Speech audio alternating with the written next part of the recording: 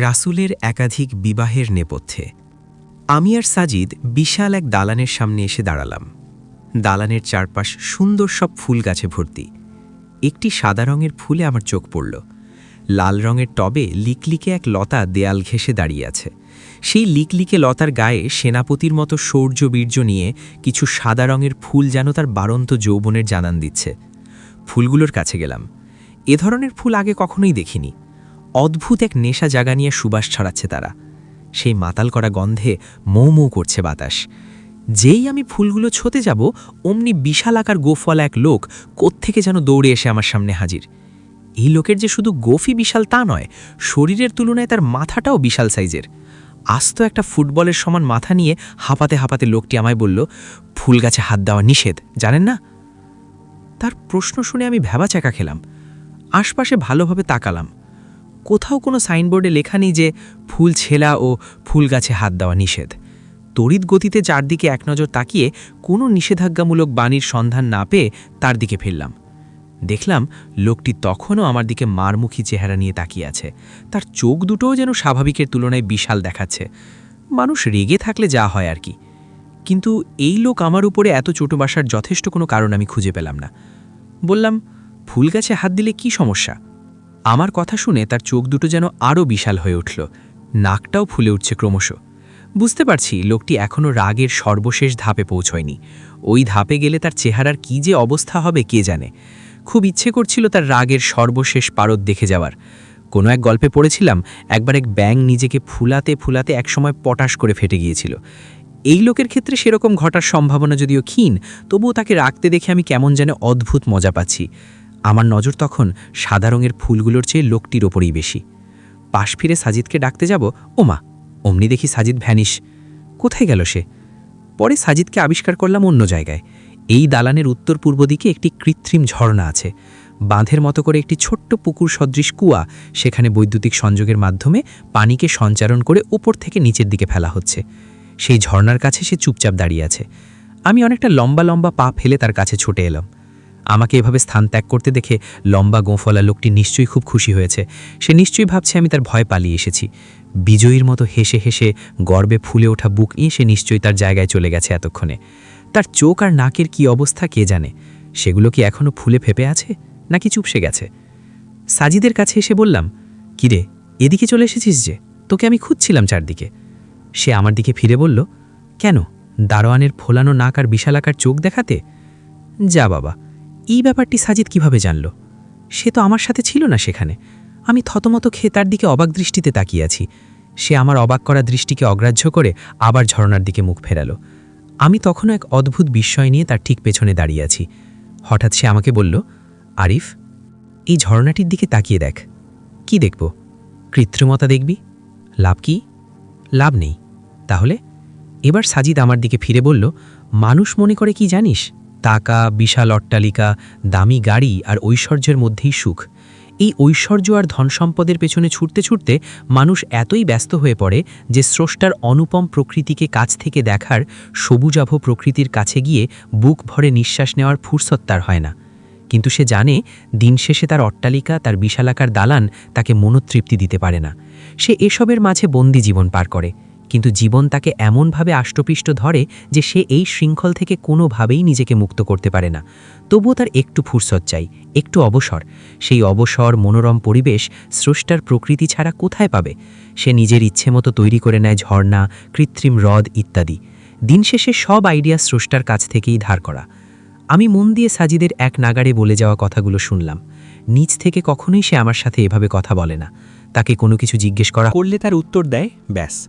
কিন্তু আজ তার এমন দার্শনিক কথাবার্তা দেখে আমি আরও একবার অবাক হলাম। হঠাৎ একজন মধ্যবয়সী ভদ্রলোকের আগমন। আমার অবাক হবার রেশ কাটতে না কাটতেই তিনি জিজ্ঞেস করলেন, আপনাদের মধ্যে সাজিদকে? আমি। সাজিদ বলল, আপনাকে বড়দা যেতে বলেছেন। সাজিদের এসব বড়দা, মেজদা, ছোটদাদের আমি কিনি না। অবশ্য আমার চেনার কথাও না। সে কোন দিন কাকে, কোথায়, কখন যে অ্যাপয়েন্টমেন্ট দিয়ে রাখে সেটা আমিও বুঝতে পারি না। আজকে এসেছি তার কোনো এক বড়দার বাড়িতে। ইতিপূর্বে এই বিশাল বাড়িতে এসেছি বলেও আমি স্মরণ করতে পারছি না। সাজিদের পেছন পেছন হাঁটতে হাঁটতে তার সেই বড়দার ঘরে ঢুকে পড়লাম। ঘরটি বেশ পরিপাটি করে সাজানো। ঘরের আসবাবপত্র আর দেয়ালে টাঙানো কারুকার্য করা চিত্রকর্ম দেখেই বোঝা যায় লোকটি বেশ শৌখিন। বেতগাছের সোফার উপর ভদ্রলোক পা লম্বা করে দিয়ে আধশোয়া হয়ে আছেন, এক হাতে সিগারেট, অন্য হাতে বই। সিগারেটটি জ্বলে শেষ হয়ে যাচ্ছে ধীরে ধীরে, কিন্তু সেদিকে তার কোনো খেয়াল নেই। তিনি বই পড়ার মধ্যে মগ্ন হয়ে আছেন, সম্ভবত মজার কোনো বইটই খাবে। সাজিদ গলা খাকারি দিয়ে ঘরের ভেতরে ঢোকে। সাজিদের গলার আওয়াজ শুনেই ভদ্রলোক ধরফর করে উঠে দাঁড়ালেন। গোলগাল চেহারার এই লোকটি আমাদের দেখেই হাতে থাকা সিগারেট মাটিতে ফেলে পা দিয়ে পিষে থেতলে দিয়ে বললেন, সাজিদ, এসো এসো, বসো। তিনি আমাদের সোফার দিকে ইশারা করে বসতে বললেন। আমি আর সাজিদ বাধ্য ছেলের মতো সোজা গিয়ে সোফায় বসলাম। তিনি এবার তার রকিং চেয়ারে পায়ের ওপর পা তুলে দিয়ে বসলেন। ভদ্রলোকের চেহারার সাথে কার চেহারার জন্য আমি অদ্ভুত রকম মিল পাচ্ছি। আমি কি এর আগে তাকে দেখেছি কোথাও, অথবা তার মতো কাউকে কি আমি চিনি? ঠিক মনে করতে পারছি না। ভদ্রলোক বলে উঠলেন, তোমাদের কষ্ট হয়নি তো আসতে? সাজিদ মাথা নেড়ে জানালো, না, কোনো কষ্ট হয়নি। আমাদের আসতে কোনো কষ্ট হয়নি শুনে ভদ্রলোক পা দুখানা নামিয়ে উঠে দাঁড়ালেন। বললেন, তোমরা একটু বসো, আমি আসছি বলে তিনি ভেতরের ঘরে চলে গেলেন। আমি সাজিদকে বললাম, হ্যাঁ রে, লোকটার চেহারাটি বেশ চেনা চেনা মনে হচ্ছে, আগে কোথাও দেখেছি? সাজিদ চুপ করে রইল। খুব চেনা চেনা মনে হচ্ছে, আগে কোথাও দেখে থাকতে পারি কি? তিনি হয়তো ভালো বলতে পারবেন। এই বলে সাজিদ সোফার সামনে টি টেবিলে থাকা বইটি উল্টাতে লাগল। রাশিয়ান লেখক ম্যাক্সিম গোর্কির লেখা মা উপন্যাসটি। কমিউনিস্ট আন্দোলনের প্রেক্ষাপটে লেখা বিখ্যাত এই উপন্যাস সাজিদের আগেও কয়েকবার পড়েছে। যেহেতু উপন্যাসটি আগেই পড়া আছে, এই মুহূর্তে সেটি উল্টানোর কারণ কি? সাজিদের এমন গা ছাড়া উত্তর শুনে আমার পিত্তি জ্বলে উঠল। ইচ্ছে করছিল তার পিঠে আস্ত একটি কিল বসিয়ে জবাব দিই, কিন্তু সম্ভব না। ভদ্রলোকের বাড়ি, এখানে বন্ধুত্বের 16 কলা ফলাতে যাওয়া বিপদ। কোনো রকমে নিজেকে সংবরণ করে বললাম, আমি কিন্তু এরকম ঠাট্টা টাইপ জবাবের আশায় প্রশ্নটি করিনি। তাকে সত্যিই খুব পরিচিত লাগছে, মনে হচ্ছে আগে কোথায় যেন দেখেছি। দেখেও থাকতে পারিস? তাকেই? হয়তো তাকে, অথবা তার মতো কাউকে। অসম্ভব তো না। বুঝতে পারছি সাজিদ আমার সাথে লুকোচুরি খেলছে। সোজা আঙুলে যেমন ঘি ওঠে না, তেমনি সোজা কথায় ওর পেট থেকে মূল কাহিনী বের হয় না। ওর বাম কান মোলে দিয়ে বললাম, সোজা কথার সোজা উত্তর দিতে কি তোর খুব কষ্ট হয়? সাজিদ শব্দ করে বলল, ছাড়, ব্যথা লাগছে তো। বল তাহলে, এই লোকটাকে কোথায় দেখেছি? সাজিদ বুঝতে পারল আমি নাছর বান্দা। বলল, পৃথিবীতে কাছাকাছি চেহারার মানুষ তো থাকতেই পারে, তাই না? যেমন ধর সুনীল গঙ্গোপাধ্যায়। অনেকে বলে তার চেহারার সাথে রাজা রামমোহন রায়ের প্রথম যৌবনের চেহারার মিল আছে। এখন কেউ যদি রামমোহনের যৌবনকালের একটি ছবি এবং সুনীলদার যৌবনকালের ছবি পাশাপাশি দাঁড় করায় এবং বলে এরা দুজন একই ব্যক্তি, সেটি কি ঠিক? আবার ধর হিটলারের কথা। কথিত আছে হিটলার একটি কারাগারে আগুন লাগিয়ে দিয়ে 2000 কয়েদিকে হত্যা করেছিলেন। সেই কয়েদিদের মধ্যে জুলিয়ান নামের একটি কবিও ছিলেন। এর ঠিক 2 বছর পরে কবি জুলিয়ানকে আবার পশ্চিম জার্মানির রাস্তায় উলঙ্গ অবস্থায় হাওয়া খেয়ে ঘুরে বেড়াতে দেখা গেল। সবাই তো খুবই অবাক, অলৌকিক কাহিনী না তো? কিন্তু কবি জুলিয়ান এভাবে উলঙ্গ অবস্থায় ঘুরে বেড়াবে কেন? বোদ্ধা মহল সেই ঘটনার পক্ষেও যুক্তি দাঁড় করালেন। তারা জানালেন, কোনো এক অলৌকিক শক্তি বলে জুলিয়ান সেদিন প্রাণে বেঁচে যান, কিন্তু এমন আকস্মিক ঘটনার প্রভাব তিনি সইতে পারেননি। কথায় আছে, অধিক শোকে পাথর। বেচারা জুলিয়ান হয়তো অধিক শোকে পাথর হবার বদলে পাগল হয়ে যান। এরপর একদিন জানা গেল এই পাগলটি আসলে জুলিয়ান ছিল না, হুবহু কবি জুলিয়ানের মতো দেখতে ছিল বটে। দেখ, মানুষ কতভাবেই না বিভ্রান্ত হতে পারে, তাই না? সাজিদের কথা শুনে আমার মাথায় যেন রক্ত চড়ে বসল। তার কাছে আমি শুনতে চাইলাম চর্যাপদের শ্লোক, সে আমাকে পুরো মহাভারত শুনিয়ে বসে আছে। আমি চোখ রাঙিয়ে বললাম, এই, তোর দার্শনিক কথাবার্তা অন্যদের জন্য তুলে রাখ। তোর কাছে এত প্যাচাল শুনতে চাইনি। রাজা রামমোহন রায় আর সুনীলের মধ্যকার সাদৃশ্য কীরকম, কিংবা কবি জুলিয়ান নামার প্রাগৈতিহাসিক বর্ণনা তোর কাছে কি চেয়েছি? যা জানতে চেয়েছি তার উত্তর দে। সাজিদ ধপ করে দমে গেল। কথা বলতে শুরু করার পর তাকে যদি কেউ থামিয়ে দেয়, তখন সে তার চেহারা ঠিক বাংলা 5-এর মতো বানিয়ে ফেলে। ঝুম বৃষ্টির পর প্রকৃতিতে যেমন একটি থমথমে অবস্থা বিরাজ করে, সাজিদের চেহারার ভাবটাও এই মুহূর্তে সেরকম। আমাদের মাঝে রীতিমতো একটি ঝগড়া শুরু হয়ে গেল, নীরব ঝগড়া। অবশেষে সে শান্ত গলায় বলল, লাস্ট ইয়ারে আমরা বার্সেলোনার যে চিড়িয়াখানায় গিয়েছিলাম মনে আছে? হ্যাঁ, সেখানে এক লোক আমাদের বিরল প্রজাতির একটি সাদা রঙের গরিলা দেখিয়েছিল না? ওই লোকটার নাম মনে আছে? ওই লোকটার নাম মনে করার চেষ্টা করলাম, কি যেন নাম ছিল? ধুরছাই, মনে আসছে না। বললাম, ভুলে গেছি। তার নাম ছিল ড্যানিয়েল। ও হ্যাঁ, ড্যানিয়েল, মনে পড়েছে। তো তো আবার কি? আমি তো তোর কাছে ড্যানিয়েল সংক্রান্ত লঙ্কা কাহিনী শুনতে চাইনি, তোর সামনে উপবিষ্ট থাকা তোর বড়দার ব্যাপারে জানতে চেয়েছি। সাজিদ বলল, ও ভুলে গিয়েছিলাম, এই সেই ড্যানিয়েল যার সাথে আমাদের বার্সেলোনার চিড়িয়াখানায় দেখা হয়েছিল। আমাদের ইনিই তো পুরো চিড়িয়াখানা ঘুরিয়ে দেখিয়েছিলেন। আমি যেন তাজ্জব বনে গেলাম। সাদা চামড়ার সেই স্প্যানিশ লোকটি কি জলবৎ তরলং করে বাংলা বলে যাচ্ছে। আমি সাজিদের দিকে ফিরে বললাম, দেখ সাজিদ, আজকাল তুই খুব বেশিই মজা করছিস। এরকম একজন নিখাত বাঙালিকে তুই স্প্যানিশ ড্যানিয়েল বানিয়ে দিয়েছিস। তুই কি মনে করেছিস তোর সব ব্যাখ্যা, বিশ্লেষণ, কথাবার্তা আমি বিনা বাক্যে বিশ্বাস করে নেব? নেভার। হঠাৎ আমাদের পেছন থেকে কথা বলে উঠলেন সাজিদের সেই বড়দা। তিনি বললেন, excuse me Arif, maybe I am interfering in your personal discussion, but it seems like you are misunderstanding the very polite boy Sajid. He is not lying at all. I am that guy with whom you guys met at the zoo of Barcelona. আমার নাম Daniel. আমার জন্ম বাংলাদেশেই, খুলনাতেই আমি বেড়ে উঠেছি। 8 বছর বয়সেই আমরা সপরিবারে স্পেন চলে যাই। দীনেশ আচার্য থেকে আমি হয়ে উঠি ড্যানিয়েল। আমি কয়েক মুহূর্তের জন্য স্তম্ভিত হয়ে গেলাম। এই লোক কি করে সেই লোক হতে পারে? স্পেনে যখন ছিলাম এই লোক একটিবারের জন্য আমাদের সাথে কেন বাংলা বলেননি? আর সাজিদের সাথে এই লোকের বিশেষ সম্পর্কটাই বাকি। সবকিছু কেমন যেন তালগোল পাকিয়ে ফেলেছি। ড্যানিয়েল ওরফে দীনেশ আচার্য নামের লোকটি ট্রেতে করে কফি নিয়ে এসেছেন। চকলেট রঙের কফির কাপগুলো আমাদের সামনে রেখে তিনি আবার নিজের জায়গায় গিয়ে বসলেন। পায়ের ওপর পা তুলে কফির কাপে চুমুক দিয়ে সাজিদের কাছে জানতে চাইলেন, তোমার মফিজুর রহমান স্যার কেমন আছেন বলো তো? আরে বা, সাজিদ এই লোকটার সাথে মফিজ স্যারের গল্পও করে রেখেছে। অথচ আমি দাবি করে থাকি সাজিদের প্রতিটি শ্বাস প্রশ্বাসের খবর আমার নখদর্পণে। নিজের উপর নিজেরই খানিকটা রাগ হলো। সাজিদ উত্তরে বলল, জি স্যার ভালো আছেন। আচ্ছা, ভদ্রলোক তোমাকে আইনস্টাইন বলে ডাকেন কেন?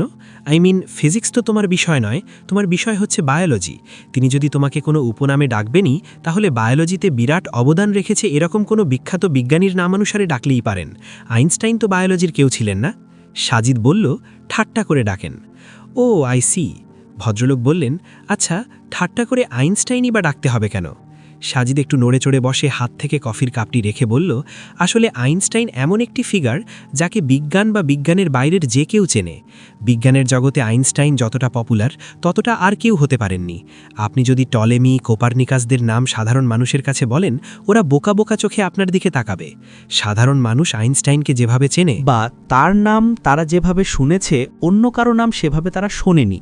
যেমন ধরুন, আমাকে যদি বায়োলজি ফিল্ডের সবচেয়ে বিখ্যাত ব্যক্তির নাম বলতে হয়, আমি কিন্তু ডিএনএ এর আবিষ্কারক স্যার ফ্রান্সিস ক্রিকের কথাই বলবো। এখন মফিজুর রহমান স্যার যদি আমাকে ঠাট্টা করে মিস্টার আইনস্টাইনের বদলে মিস্টার ফ্রান্সিস ক্রিক বলে ডাকেন, সম্ভবত কেউই তার এই ঠাট্টা ধরতে পারবে না। মানুষ ভাববে আমার নাম বোধ করি সত্যি সত্যিই ফ্রান্সিস ক্রিক। কিন্তু আমাকে যখনই তিনি মিস্টার আইনস্টাইন বলে ডাকেন, তখন কিন্তু সবাই তার উপহাসটি ধরে ফেলে আর মজা পায়, হাসাহাসি করে। এটি হচ্ছে হিউম্যান সাইকোলজি। মানুষ তার পরিচিত বিষয়াদির বাইরের বিষয় নিয়ে খুব একটা বুদ্ধি খাটাতে চায় না। এজন্যই বোধহয় মফিজুর রহমান স্যার আমাকে মিস্টার আইনস্টাইন সম্বোধন করেন। গ্রেট, সুন্দর বলেছ Sajid, you explained it quite easily. Daniel নামের ভদ্রলোক হাত চাপড়ে বললেন। মফিজুর রহমান স্যার কেন সাজিদকে মিস্টার আইনস্টাইন নামে ডাকে, সেই প্রশ্ন কখনোই আমার মনে আসেনি। কিন্তু সেই প্রশ্নের এত ভালো একটি ব্যাখ্যা থাকতে পারে জানলে আরও আগে সাজিদকে প্রশ্নটি করা যেত। কিন্তু সাজিদ কি ড্যানিয়েল নামের লোকটার কাছে মফিজুর রহমান স্যারের ব্যাপারে ওকালতি করল? যাওয়ার পথে জিজ্ঞেস করতে হবে। আমাদের আলোচনার ছেদ ঘটিয়ে ঘরের সামনের দরজার ওখান থেকে একজন বলে উঠলেন, গুড মর্নিং গাইজ। মুহূর্তেই আমাদের দৃষ্টি তার দিকে পড়ল। এই লোককে দেখতে মোটেও ব্রিটিশ বা স্প্যানিশ বলে মনে হয় না। বাংলার হাওয়া, জল আর মাটিতে গড়াগড়ি খেয়েই যে তার বেড়ে ওঠা, সেটি তার চেহারা আর শারীরিক গঠনই বলে দিচ্ছে। ভদ্রলোক হুড়মুড় করে ভেতরে এসে ড্যানিয়েল সাহেবের পাশের সোফায় গিয়ে বসলেন। ড্যানিয়েল সাহেবের বড়দা ওরফে ড্যানিয়েল সাহেব সাজিদের দিকে লক্ষ্য করে বললেন, রমেশদা, তোমাকে যার কথা বলেছিলাম এই হলো সে, সাজিদ। ঢাকা বিশ্ববিদ্যালয়ে মাইক্রোবায়োলজির ছাত্র, very talented boy. I see. Ramesh নামের লোকটি সাজিদের দিকে তাকিয়ে হাসজ্জ্বল মুখে বললেন। ড্যানিয়েল সাহেব বললেন, সাজিদ, আজ যে কারণে তোমাকে আসতে বলা, ইনি হচ্ছেন রমেশ আচার্য। জাহাঙ্গীরনগর বিশ্ববিদ্যালয়ে একটি সময়ে ইকোনমি পড়াতেন। রমেশদার কাছে তোমার অনেক গল্প করেছি আমি। দাদার কিছু প্রশ্ন আছে। প্রশ্নগুলো ইসলাম নিয়ে। একটি ব্যাপার জানিয়ে রাখি, দাদা কিন্তু হিন্দু নন, ধর্ম, ঈশ্বর এবং পরকালে অবিশ্বাসী একজন নিখাদ নাস্তিক। তুমি কি দাদার প্রশ্নগুলো একটু শুনবে? সাজিদ মাথা নেড়ে শোনার জন্য সম্মতি জানালো। ইতোমধ্যে রমেশ আচার্যের জন্য এক কাপ কফি চলে এসেছে। কফির ধোঁয়া ওড়া কাপে চুমুক দিয়ে তিনি বললেন, আমি যখন বিশ্ববিদ্যালয়ে পড়ি সেই সময় ইউনিভার্সিটির হলে থাকতাম। আমার একজন রুমমেট ছিল যে ইসলামিক স্টাডিজের ওপরে এমফিল করছিল। তার থিসিসের বিষয় ছিল মুহাম্মাদের জীবনী। তার থিসিসটি একবার আমাকে পড়তে দিয়েছিল সে। থিসিসটি পড়তে গিয়ে খেয়াল করলাম যে মুহাম্মদ নাকি 11 জন স্ত্রীর দরকার পড়বে জীবনে।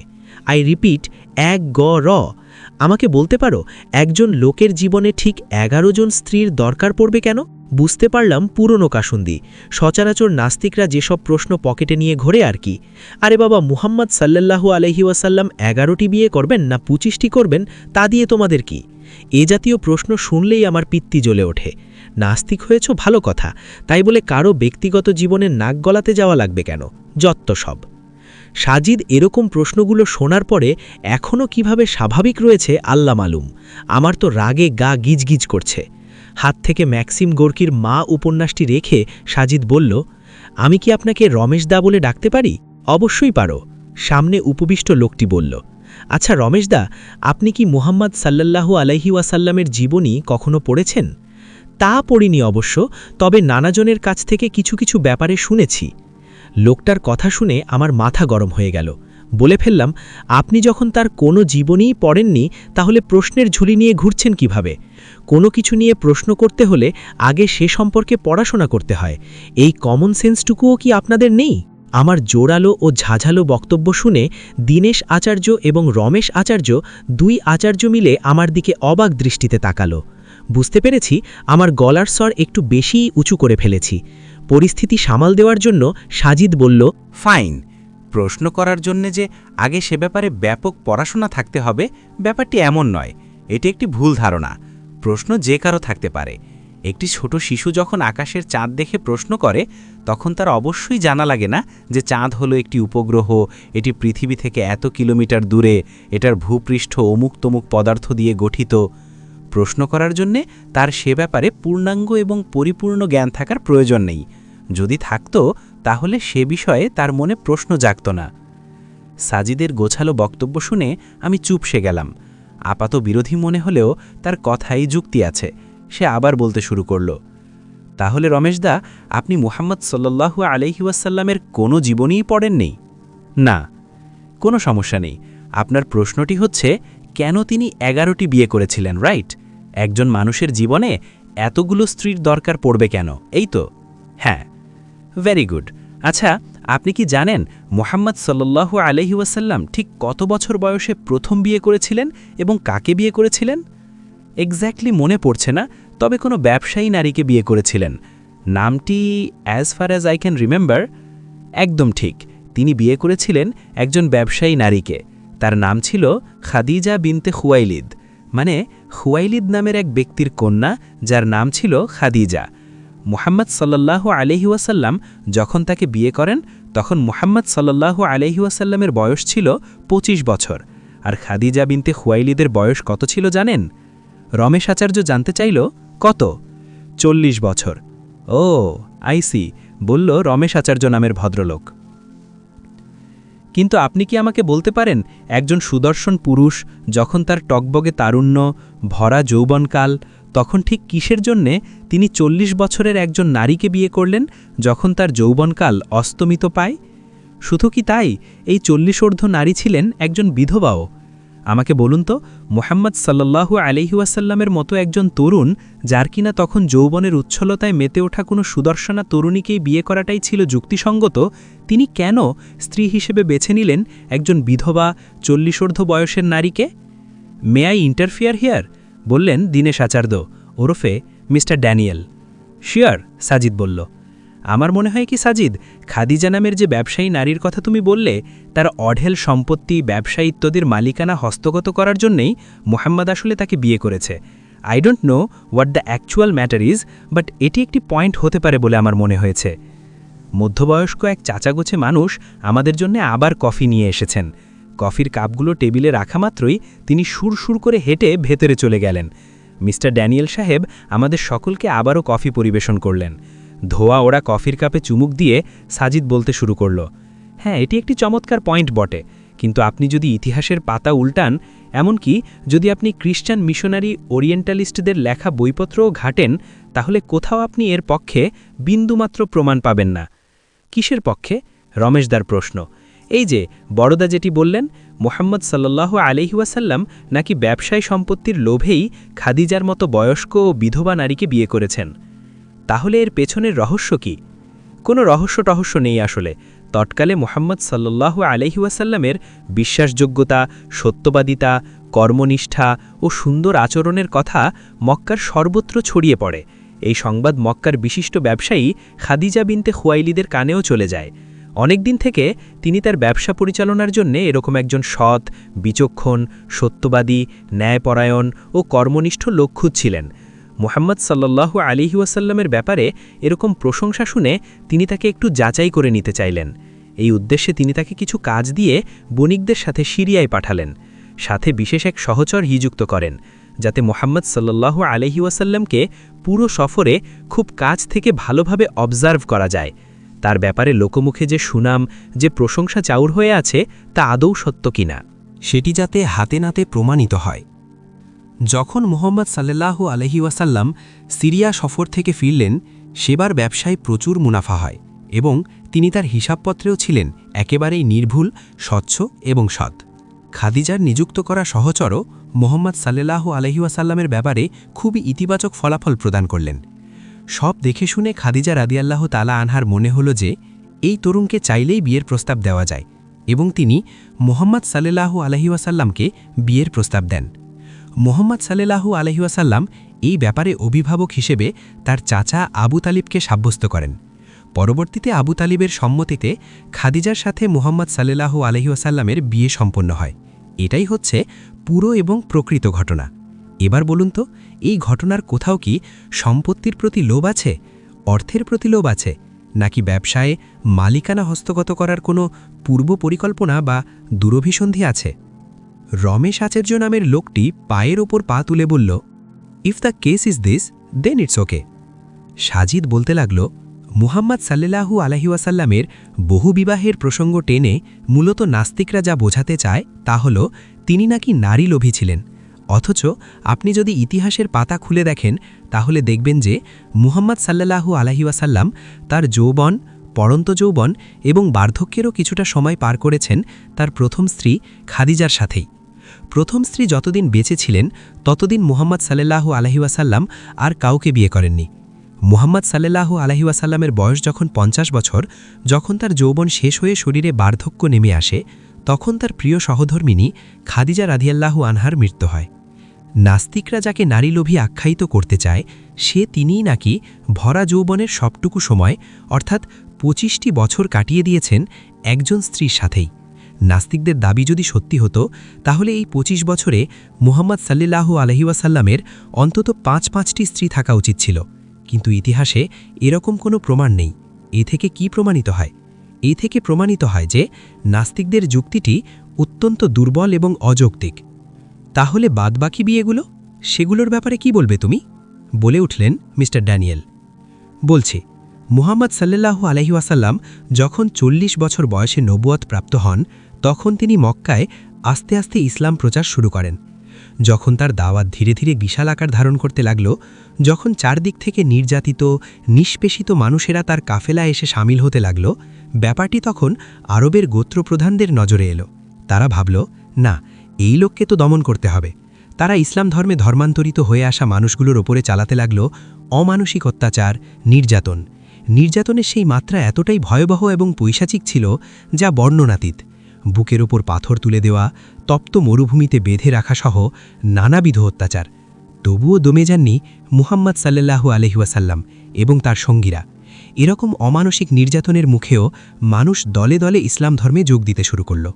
কুরাইশদের পরিকল্পনা কোনো কাজে আসলো না। তারা ভাবল, না, এভাবে তো এদের দমানো যাবে না। তাহলে কি করা যায়? এবার নতুন প্রস্তাব পাশ হল। কুরাইশ গোত্রপ্রধান মুহাম্মদ সাল্লাল্লাহু আলাইহি ওয়াসাল্লামের কাছে এসে বলল, মুহাম্মদ, তুমি কি চাও বলো। তুমি যদি চাও তাহলে তোমাকে আমরা আমাদের রাজা বানিয়ে নেব। আরব মুল্লুকের শ্রেষ্ঠ সুন্দরী নারীদের এনে তোমার পায়ের কাছে রেখে যাব, তবুও তুমি নতুন যে ধর্মের কথা মানুষকে বলে বেড়াচ্ছ সেটি বন্ধ করে দাও। চিন্তা করুন, মুহাম্মদ সাল্লাল্লাহু আলাইহি ওয়াসাল্লামকে কিসের লোভ দেখানো হলো? রাজা হওয়ার এবং আরব কুলের শ্রেষ্ঠ সুন্দরী নারীদের ভোগ করতে পারার লোভ। কিন্তু মুহাম্মদ সাল্লাল্লাহু আলাইহি ওয়াসাল্লাম কি বলেছিলেন সেদিন জানেন? কি? তিনি তাদের প্রস্তাব হেসে উড়িয়ে দিয়ে বলেছিলেন, আমার এক হাতে সূর্য আর অন্য হাতে চাঁদও এনে দাও, তবুও আমি এই সত্য প্রচার থেকে একটুও পিছপা হব না। কি আশ্চর্য! যে লোককে আজ নাস্তিকরা নারী লোভী বলতে চাইছে, সেই লোকের সামনে যখন আরবের শ্রেষ্ঠ সুন্দরী নারীদের হস্তগত করার সুযোগ এলো, তিনি সেই প্রস্তাব হেসেই উড়িয়ে দিলেন। বলুন তো বড়দা, এরকম নারী লোভী আপনি কখনো দেখেছেন জীবনে? খেয়াল করলাম দীনেশ আচার্য নামের লোকটি ঢোক গিলল দুবার। টেবিলে থাকা জগ থেকে পানি ঢেলে নিয়ে ঢকঢক করে পান করে সাজিদ আবার বলতে শুরু করল, মোহাম্মদ সাল্লাল্লাহু আলাইহি ওয়াসাল্লাম জীবনে যে কয়টি বিবাহ করেছেন তাদের সবাই ছিলেন বয়স্কা এবং বিধবা, কেবল আয়েশা রাদিয়াল্লাহু আনহা ব্যতীত। অথচ একটি হাদিসে পাওয়া যায়, মোহাম্মদ সাল্লাল্লাহু আলাইহি ওয়াসাল্লাম একবার জাবির ইবনু আবদিল্লাহকে জিজ্ঞেস করলেন তিনি কুমারী কোনো নারীকে বিয়ে করেছেন কিনা। জাবির রাদিয়াল্লাহু আনহু যখন বললেন তিনি একজন বিধবাকেই বিয়ে করেছেন, তখন আল্লাহর রাসূল সাল্লাল্লাহু আলাইহি ওয়াসাল্লাম বললেন, কুমারী মেয়েকে বিয়ে করলে না কেন? তাহলে তোমরা দুজনে মিলে আনন্দ করতে পারতে। মোহাম্মদ সাল্লাল্লাহু আলাইহি ওয়াসাল্লাম জানতেন যে কুমারী নারী বিয়ে করলে শারীরিক তৃপ্তি বেশি পাওয়া যায়, তাই তিনি জাবির রাদিয়াল্লাহু আনহুকে কুমারী কেন বিয়ে করল না সে ব্যাপারে প্রশ্ন করলেন। অথচ তিনি নিজে যাদের বিয়ে করেছেন তাদের সবাই ছিলেন বয়স্কা এবং বিধবা। যদি তিনি নারী লোভীই হতেন তাহলে তো তিনি বেছে বেছে কুমারী মেয়েদেরই বিয়ে করতেন, তাই না? এক্স্যাক্টলি, আমি বললাম। সাজিদ বলতে লাগল, এই আলোচনা থেকে আমরা জানতে পারি যে মুহাম্মদ সাল্লাল্লাহু আলাইহি ওয়াসাল্লাম কখনোই নারী লোভী ছিলেন না। এটি স্রেফ তার নামে অপবাদ। রমেশাচার্য বলে উঠলেন, মাই ডিয়ার সাজিদ, আমি এখনও এই বিষয়টাই, কেন তার এতগুলো স্ত্রীর দরকার ছিল? লোকটির কথা শুনে আমার মাথা তৃতীয়বারের মতো গরম হয়ে গেল। সাজিদ কিছু বলার আগে আমিই বলে উঠলাম, মিস্টার আচার্য, আমি কিছু বলতে চাই। লোকটি আমার দিকে দৃষ্টি দিয়ে বললেন, শিওর। আপনি কি নিজেকে একজন মাস্টিক দাবি করেন? অবশ্যই করি। আপনি কি ব্যক্তি স্বাধীনতায় বিশ্বাসী? অবশ্যই। আপনি যখন ব্যক্তি স্বাধীনতায় বিশ্বাস করেন তাহলে আরেকজন লোক কেন এতগুলো বিয়ে করল সেটি তো আপনার মাথা ব্যথার কারণ হতে পারে না, তাই না? কে কতগুলো বিয়ে করল সে ব্যাপারে তো আপনার নাক গলানোর কিছু নেই। তুমি খুব বেশি রেগে যাচ্ছ মাই ডিয়ার, লোকটি বললেন। সাজিদ আমার দিকে তাকিয়ে চোখের ইশারায় আমাকে ধৈর্য ধরতে এবং চুপ করতে বলল। লোকটিকে আরও কিছু বলতে যাচ্ছিলাম, কিন্তু সাজিদের অনুরোধে নিজের ক্ষোভ উজের ভেতরেই চাপা দিলাম। সাজিদ বলতে লাগল, আচ্ছা, আমার একটি প্রশ্ন আছে। বহুবিবাহ ব্যাপারটি যদি কোনো সমাজে পারমিটেড কিছু হয় তাহলে সেটি অনুসরণ করতে কোনো অসুবিধা আছে কি? না, বললেন সাজিদের বড়দা ওরফে দীনেশ আচার্য। ঠিক আছে, আমরা যদি তৎকালীন আরবের দিকে তাকাই আমরা দেখতে পাব জাহিলিয়াতের ওই সময়টায় নারীদের না ছিল কোনো মর্যাদা, না ছিল কোনো অধিকার। সে সময়ে জীবন্ত কন্যা শিশুদের কবরস্থ করা হতো, পুরুষকুল নারীদের রক্ষিতা হিসেবে ব্যবহার করত। ঠিক এমনই একটি সময়ে এসে মুহাম্মদ সাল্লাল্লাহু আলাইহি ওয়াসাল্লাম নারীদের মর্যাদা সমুন্নত করে দিলেন। তিনি নিজে নারীদের স্ত্রীর মর্যাদা দিয়ে দেখিয়ে দিলেন নারীরা রক্ষিতা হবার জিনিস নয়। রমেশ আচার্য বলে উঠলেন, বাট 1400 বছর আগে আরবের কালচারে কি ছিল আর কি হতো তা দিয়ে তো তুমি মুহাম্মাদের বহুবিবাহকে জাস্টিফাই করতে পারো না সাজিদ। কোনটি 1400 বছর আগের কালচার? সাজিদ জানতে চায়। এই যে আরবে তখন নারীদের রক্ষিতা হিসেবে রাখার ব্যাপারটি, এটি তো শুধু আরবের কালচার ছিল না, এটি পুরো বিশ্বেরই একটি চিত্র। শুধু কি 1400 বছর আগের ঘটনা এসব? এগুলো তো আমাদের সমাজে সেদিন পর্যন্ত প্রচলিত ছিল। বুঝলাম না কথাটা, নড়ে চড়ে বসলেন দীনেশ আচার্য। সাজিদ বলতে লাগল, বুঝিয়ে বলছি। 1938 সালে সাহিত্যে নোবেল পুরস্কার পাওয়া আমেরিকান লেখিকা পার্ল এস বাক এর নাম শুনেছেন? রমেশ আচার্য বললেন, হ্যাঁ শুনেছি। তার অধিকাংশ উপন্যাস চীনের সামাজিক পটভূমির উপরেই রচিত। উপন্যাসসমূহে তিনি দেখিয়েছেন 1900 সালের দিকে চীনের পুরুষরা স্ত্রীর পাশাপাশি কিভাবে একাধিক রক্ষিতা রাখত। উপন্যাসসমূহে তিনি দেখিয়েছেন ওই রক্ষিতাদের গর্ভে চীনের প্রভাবশালী ব্যবসায়ী, ক্ষমতাবান রাজনীতিবিদদের জন্ম হয় যারা কোনোদিন পিতার পরিচয় পাননি। শুধু তাই নয়, আমাদের ভারতীয় উপমহাদেশের নিকট অতীতের ইতিহাসের দিকে তাকালেও আপনি একই রকম চিত্র দেখতে পাবেন, তাই নাকি? জানতে চাইল রমেশ আচার্য। জি। সুনীল গঙ্গোপাধ্যায়ের নাম শুনেছেন? পশ্চিমবঙ্গের কথাসাহিত্যিক। হ্যাঁ, সুনীল গঙ্গোপাধ্যায়ের বিখ্যাত একটি উপন্যাসের নাম হচ্ছে প্রথম আলো। ভারতীয় উপমহাদেশের অনেক রথী মহারথী ব্যক্তিত্বের জীবনী তিনি সেখানে চমৎকারভাবে বর্ণনা করেছেন। ব্রিটিশ ভারতের সময়কালে অর্থাৎ ১৯০০ সালের দিকে ত্রিপুরার মহারাজ চন্দ্রমাণিক্যের যে অনেকগুলো রক্ষিতা ছিল, সেই কাহিনী সুনীল গঙ্গোপাধ্যায় খুব সুন্দরভাবেই তুলে ধরেছেন উপন্যাসটিতে। চন্দ্রমাণিক্যের ওই রক্ষিতাদের গর্ভে তার অনেক সন্তান জন্মলাভ করে, যাদের চন্দ্রমাণিক্যের পৌরুষের প্রতীক বলা হতো। আইসি অবাক হলেন দীনেশ আচার্য। এই হচ্ছে আমাদের সমাজের খুব নিকট অতীতের কথা। আর রমেশদা বলছেন আমি কেন ১৪০০ বছর আগের কালচার টেনে একাধিক বিয়েকে জাস্টিফাই করছি। রমেশ আচার্য কাচুমাচু মুখ নিয়ে বললেন, সরি টু সে সাজিদ, এসব আসলে আমার জানা ছিল না। ফাইন, আমি আপনাকে বিব্রত করার জন্য এসব ইতিহাস টেনে আনিনি। আমি শুধু এটি দেখাতে চেয়েছিলাম যে এই কালচারটি কত আগেই মোহাম্মদ সাল্লাল্লাহু আলাইহি ওয়াসাল্লাম সংস্কার করে গিয়েছেন। নারীদের তিনি দিয়ে গেছেন তাদের প্রাপ্য মর্যাদা, পরিপূর্ণ অধিকার। দীনেশ আচার্য বললেন, আমার মনে হয় কি জানো, মুহাম্মাদের ১১টি বিয়ের পেছনে কোনো যৌক্তিক কারণ থাকতে পারে। তোমার কি মনে হয় সাজিদ? অবশ্যই, সাজিদ বলল। আপনি যদি মুহাম্মদ সাল্লাল্লাহু আলাইহি ওয়াসাল্লামের জীবনের সব ঘটনা পরম্পরায় সাজান, আপনি অবাক বিস্ময়ে খেয়াল করবেন যে সেগুলোর পেছনে যৌক্তিক কোনো না কোনো কারণ অবশ্যই রয়েছে। আর বিয়ে হলো একজন মানুষের জীবনের সবচেয়ে গুরুত্বপূর্ণ ঘটনা। মুহাম্মদ সাল্লাল্লাহু আলাইহি ওয়াসাল্লামের বেলাতেও সেটি প্রযোজ্য। এরকম গুরুত্বপূর্ণ ঘটনাগুলোর পেছনে কোনো লজিক থাকবে না তা কিভাবে হয়? কি সেই কারণগুলো জানতে চাইল রমেশ আচার্য। সাজিদ বলতে লাগল, মুহাম্মদ সাল্লাল্লাহু আলাইহি ওয়াসাল্লাম যখন নবুয়তপ্রাপ্ত হয়ে দ্বীনের দাওয়াত দেওয়া শুরু করলেন, তখন তিনি হয়ে উঠলেন মুসলমানদের একচ্ছত্র নেতা, একচ্ছত্র সেনাপতি। তার কিছু বিয়ে ছিল সন্তানদের দেখভালের দায়িত্ব অর্পণের জন্য, যেমন সাউদা রাজিয়াল্লাহু আনহা। খাদিজা রাজিয়াল্লাহু আনহা দেখভালের তাগিদেই তিনি তাকে বিয়ে করেন। তার কিছু বিয়ে ছিল অন্য গোত্রের সাথে জোরদার সম্পর্ক তৈরির খাতিরে, যেমন বনু মুস্তালিক গোত্রের নেতা হারেসার কন্যা জুরাইরিয়া রাজিয়াল্লাহু আনহার কথাই ধরুন। পিতা হারেসার সাথে বন্দী হয়ে আসার পরে তিনি রাসূল সাল্লাল্লাহু আলাইহি ওয়াসাল্লামের কাছে মুক্তি চাইলে তিনি তাকে মুক্তি দেন এবং বিবাহেরও প্রস্তাব দেন। এতে তিনি রাজি হন এবং তাদের বিয়ে সম্পন্ন হয়। বিয়ের পরে হারেসা নবীজি সাল্লাল্লাহু আলাইহি ওয়াসাল্লামের শ্বশুর হয়ে গেলেন। এদিকটি বিবেচনা করে সাহাবীরা বনু মুস্তালিক গোত্রের সকলকে মুক্ত করে দেয়। এতে বনু মুস্তালিক গোত্রের সকলে মুহাম্মদ সাল্লাল্লাহু আলাইহি ওয়াসাল্লাম এবং তার সঙ্গীদের আচার আচরণ ও মহত্ব দেখে ইসলাম গ্রহণ করে। ঠিক একই রকম ব্যাপার সাফিয়া রাজিয়াল্লাহু আনহার বেলাতেও। এভাবে ইসলামের চরম শত্রু গোত্রগুলো পরিণত হল ইসলামের পরম মিত্র গোত্রে।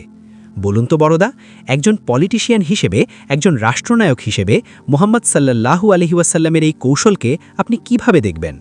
ইট ওয়াজ ডেফিনেটলি এ গুড ডিসিশন, বড়দা বললেন। এরপর নিজের খুব কাছের সাহাবীদের সাথে সম্পর্ক আরও মজবুত, আরও শক্তিশালী করার জন্যে তিনি তাদের সাথেও সম্পর্ক পেতেছেন। তিনি বিয়ে করেছেন উমর রাজিয়াল্লাহু আনহুর কন্যা হাফসা রাজিয়াল্লাহু আনহাকে এবং আবু বকর রাজিয়াল্লাহু আনহুর কন্যা আয়েশা রাজিয়াল্লাহু আনহাকে। শুধু তাই নয়, মুহাম্মদ সাল্লাল্লাহু আলাইহি ওয়াসাল্লাম নিজের কন্যা ফাতেমা রাজিয়াল্লাহু আনহাকে আলী রাজিয়াল্লাহু আনহুর সাথে এবং কুলসুম আর রুকাইয়াকে বিয়ে দিয়েছেন উসমান রাজিয়াল্লাহু আনহুর সাথে। আপনি ইসলামের ইতিহাস দেখুন, মুহাম্মদ সাল্লাল্লাহু আলাইহি ওয়াসাল্লামের মৃত্যুর পর কিন্তু এই চারজনই ধারাবাহিকভাবে খলিফা তথা মুসলমানদের আমির নির্বাচিত হয়। এবার বুঝতে পেরেছেন রাসূল সাল্লাল্লাহু আলাইহি ওয়াসাল্লামের কৌশলটি কত বিস্তৃত ছিল? বড়দা এবং রমেশ আচার্য দুজনেই চুপ করে আছে। সাজিদ বলতে লাগল, জাইনাব বিনতে জাহাস, যিনি ছিলেন মুহাম্মদ সাল্লাল্লাহু আলাইহি ওয়াসাল্লামের ফুফাতো বোন, তার সাথেও বিবাহ বন্ধনে আবদ্ধ হন তিনি। কেন জানেন? রমেশ আচার্য জানতে চাইল, কেন? কারণ আরবের প্রচলিত নিয়ম ছিল পালক পুত্র হল পালক পুত্রের স্ত্রীকে পরে কেউ বিয়ে করতে পারত নিজের পুত্রের মতো। তাই না, নিষিদ্ধ। এই সংস্কৃতির মূলোৎপাটন করে। রাসূল তার পালক পুত্র ছিল, ইসলাম এসে জায়েদের কাছ থেকে তালাক পাওয়া জায়নাব বিনতে জাহাসকে বিয়ে করে আরবদের জৈবনিক প্রমাণ দিয়ে দেখালেন যে পালক পুত্র কখনোই নিজের পুত্র হতে পারে না। তাদের তালাক দেওয়া, তাদের সাথে সম্পর্ক ছেদ হওয়া নারীদেরও বিয়ে করা যায়। এটাই হলো জায়নাব বিনতে জাহাস রাদিয়াল্লাহু আনহাকে বিয়ে করার পেছনে অন্যতম মাহাত্ম্য। বড়দা বললেন, বুঝতে পারলাম। এগুলো হলো রাসূল সাল্লাল্লাহু আলাইহি ওয়াসাল্লামের বহু বিবাহের কিছু কারণ।